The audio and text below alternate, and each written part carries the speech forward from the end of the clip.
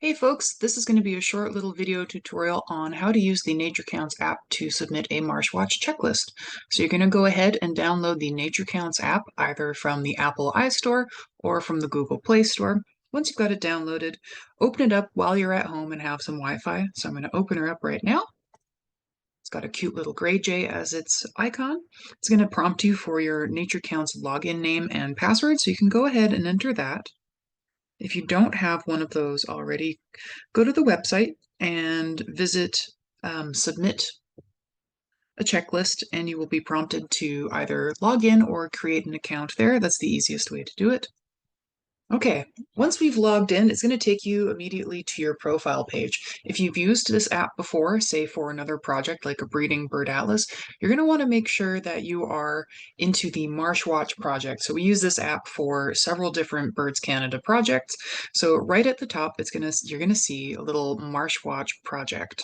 So just in case it's a different one, go to switch my project. It's got a kind of squiggly arrow. If I select that, it's going to prompt me for which province I'm in.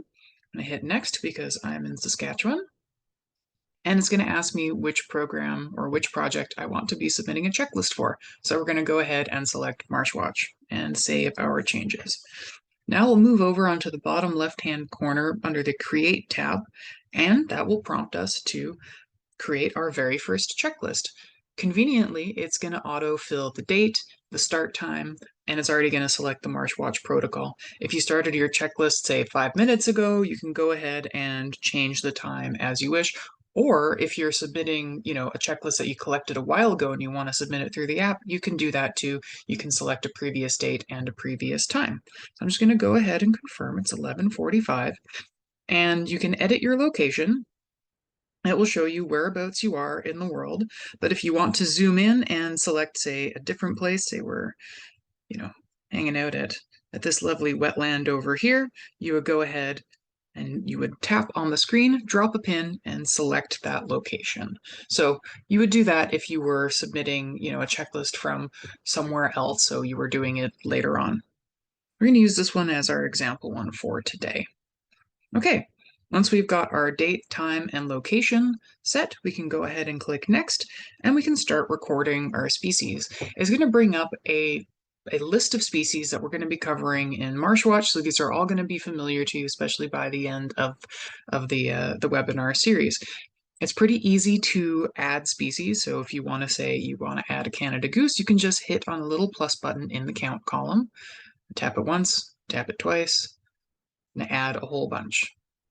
If you hold and press the count, you can actually manually enter. So let's say, another flock of 20 came over and I don't want to be tapping the screen another 20 times, I can go ahead and erase that and add in our 25, and then I can hit done. If you want to add a little bit more information to a species, you can always, if you press and hold, it will ask you to clear. So if you made a mistake, it's easy enough to clear. Press and hold the species name. But if you just tap the species name, you can add in details. So let's say you saw a neat looking Canada goose, or you want to add in that there was some goslings around, you are welcome to add any details that you want. If it's a rare species, it is going to ask you for some details. And those details are going to be things like, how did you identify it? What were the marks that you saw? Any comments that you have about it? If you really want to, you can add in specific locations for each species. This is nice to do for those rare species, and it will prompt you for some of those rare species. So if you want to add a location, that can be helpful. Like if you come across, a Western grebe colony, knowing the information location for a lot of those colonies can be really helpful for future research. Okay, so if we want to get out of that little details tab, we can just tap the Canada goose again. And you can see as we scroll down, we're starting to see a bunch of familiar species. If you want to search for a species, and you'll have to do this if you encounter any frogs, you can go right at the top here and click search species. So let's say we had a boreal chorus frog. We can tap our boreal chorus frog, and remember we went through those calling codes. One, we've got, gaps mostly between a few of the calls. The calls don't ever really start at the same time. Remember, frogs don't want to be calling at the same time as their neighbor if they can avoid it. So they'll often start at different times. There might be some overlap, but this indicates, a small population. That would be call code 1.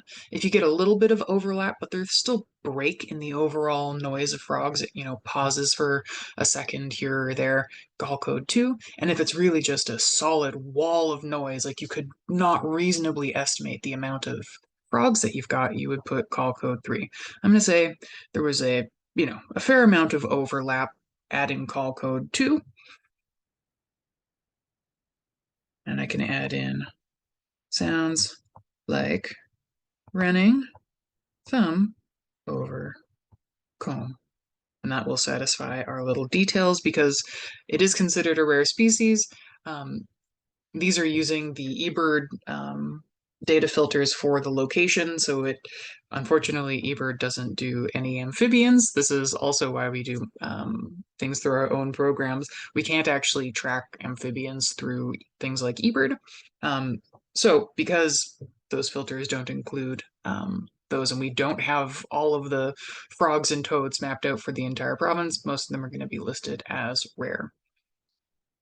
If you wanted to view your list, you can see right now, I've just searched for boreal. So you might want to clear that, and you can clear that just by clicking search species. But if you want to shorten that list up, if you go down to the very bottom, you can see that there's a check mark. There's a little bird icon, there's a check mark, and then there's a map. If you click the check mark, that's only going to be the species that you already have on your list.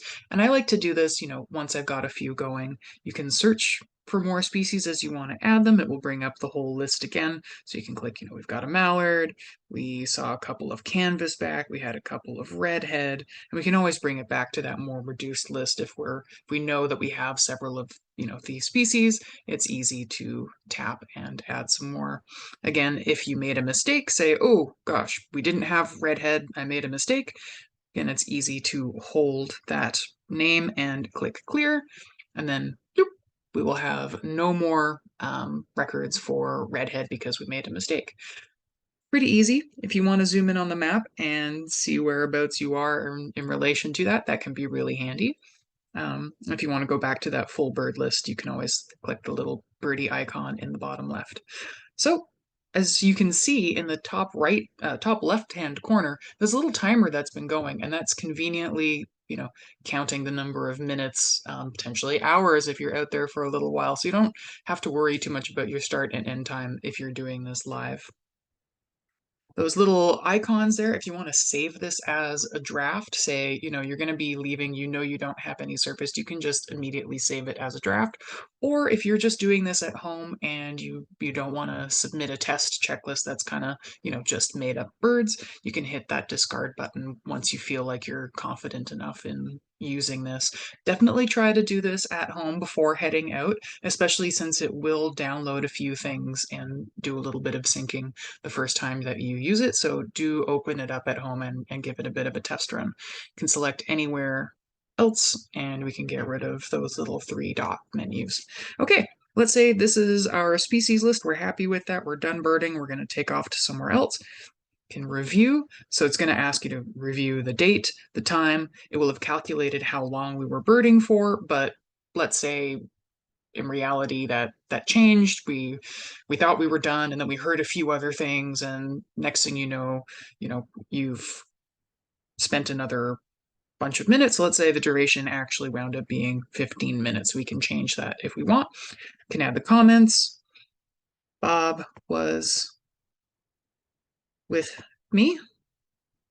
If you want to add those comments there, you can change the number of observers. Let's say there was 2 of us, and it's going to ask you if you're reporting all of the birds you were able to identify. So remember, you're feeling confident.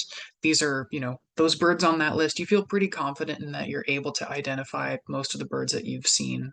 If not, that is totally okay, and that's why we have that no option, because your information is still useful, even if you're saying, well, I'm not really good at my ducks yet, but I'm reporting some other bird species that I heard, all of those other marsh species, but the ducks, they still give me trouble, so I know I'm ignoring that chunk of the bird pie.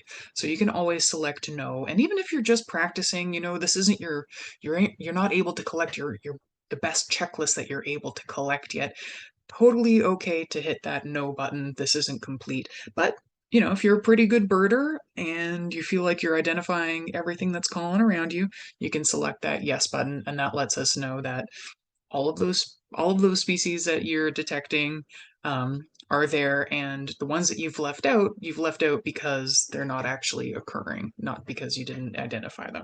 So I'm going to say I was able to do a pretty darn good checklist. I've been at this a while. I'm pretty confident in my skills, but if I was feeling not confident, or I was just like, I just stopped for 5 minutes, I noted a couple of things, that's fine too. You would select no.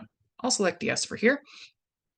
We'll hit next. It's going to ask you just one more time to review that species list, because maybe you remember, oh, shoot, I didn't write down any red-winged blackbirds. Of course there are. So you can go ahead, add species, red. There you go. It comes up. A couple of red-winged blackbirds. Okay. We'll hit review again. Yep, all that information's still fine. Phew, we almost forgot the red-winged blackbirds. And if you're ready to go, you can then just hit submit. It'll think about it a while. If you don't have a service, it will save it to your drafts. So if you want to take a look at your drafts, you can hit that checklist button here.